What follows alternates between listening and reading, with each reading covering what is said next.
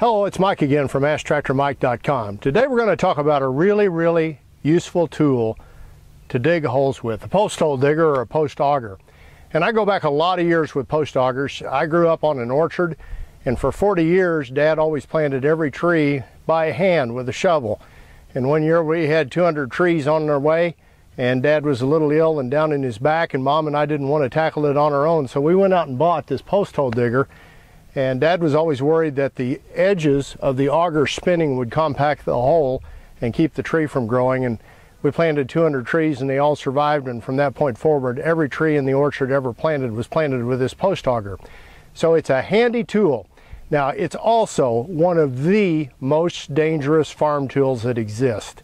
You have a large spinning auger that cannot be stopped by a human being. So you never ever want to be near an auger, especially not with a hoodie or anything with strings or straps hanging down from it. But the best thing is never ever get near the spinning auger. That's one danger. The other danger is when you take it off the tractor. They're extremely hard to maneuver around, and we'll talk about that in a minute. Now, I'm going to plant a blue spruce tree today. My wife's always wanted one and we've got one. And we're going to back up to where she wants it. Now, first thing I'm going to tell you, when you get ready to plant, always pull a few inches forward of where you actually want the hole, because of the geometry of the tractor. When you let the post auger down, it's going to go out away from the tractor a little bit. So you want to be just a few inches forward of where you're actually going to be with the auger in the air. Start the tractor up, kick the PTO in and let her down, and if everything's working, it'll dig. I like to have my tractor in neutral in case you hit something or get in a bind or there's a big rock there. Usually what will happen, your hole will move. Actually, your post auger will move over just a little bit and find a clear spot and then go down. Now, if you were digging bigger holes, I've had to bury a couple of elderly dogs, pretty good sized dogs. And what I did, I would dig one hole and then I would back up where there's a little distance between the two holes and dig a second hole, and then you've got to get in and knock the middle part out with a shovel and get the dirt out. But you can dig a pretty good sized hole doing it that way. Now, the biggest problem with a post hole digger is when you're done and you're ready to take it off the tractor. And if you've never owned one of these before, been around farm implements, you're going to say, you've got to be kidding. I can't believe how difficult this thing is to store and to get off the tractor. Literally, even in the best storage places, it's really a two-person job to get it on and off the tractor. I usually try to get my wife to help me when I'm putting it on or taking it off. Now, the ways of storing these, the worst possible way is to store it flat on the ground. I've seen people try this. The reason it's such a big deal, they're top heavy. That gearbox up at the top is extremely heavy and it can fall on you, so be really careful. So I don't like storing them flat on the ground ever. The second bad idea, a lot of people will just drop it in the ground about 2 or 3 feet and leave it in the ground with the auger in the dirt. That's a good way to rust an auger. You know, literally you probably won't ever totally rust out an auger, but I just don't like doing it that way. What I have seen done that's probably not OSHA approved, but it works, is number one, hang it from a rafter of your garage or hang it from a tree. And again, these are both a little bit dangerous because if the chain would break or come loose, it could come down on you. And these gearboxes are dangerous. They're heavy and they'll come down.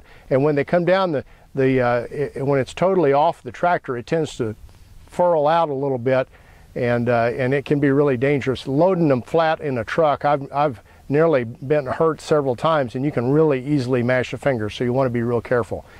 If you've got no other way of storing it, from a tree limb, low tree limb, or from a rafter is probably a way that's acceptable. But the way I like is this handy stand. And a guy I used to work with built this, and this is a great stand, and it makes it easy to hook up. And I'm going to show you just the dimensions. If you want the dimensions, email me and I'll measure them, but a person that's handy with tools and welding could probably make one of these.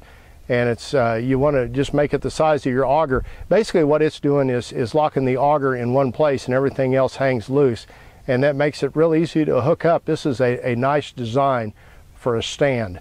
And most post hole digger manufacturers actually sell stands that will hold them. This one actually works better than most of the ones I've seen. Now, a couple of things before I close here. I'm going to tell you, post hole diggers come in many different grades.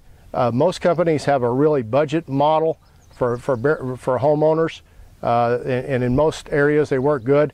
In the Ozarks, where you have a lot of rocks, I went up to the intermediate size. It's called an agricultural grade.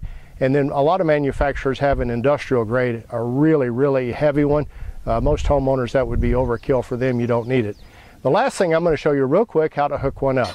You don't need the top link of the tractor when hooking up a post hole digger.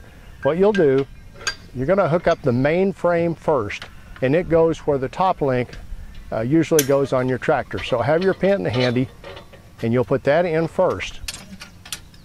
Then you'll hook up your two lower link arms, and then once they're hooked up, your PTO goes in last. And as always, do this with the tractor not running for safety. Post hole diggers are a handy tool. Don't ever get around the spinning auger, and be real careful when putting them on and taking them off because of that heavy gearbox up high.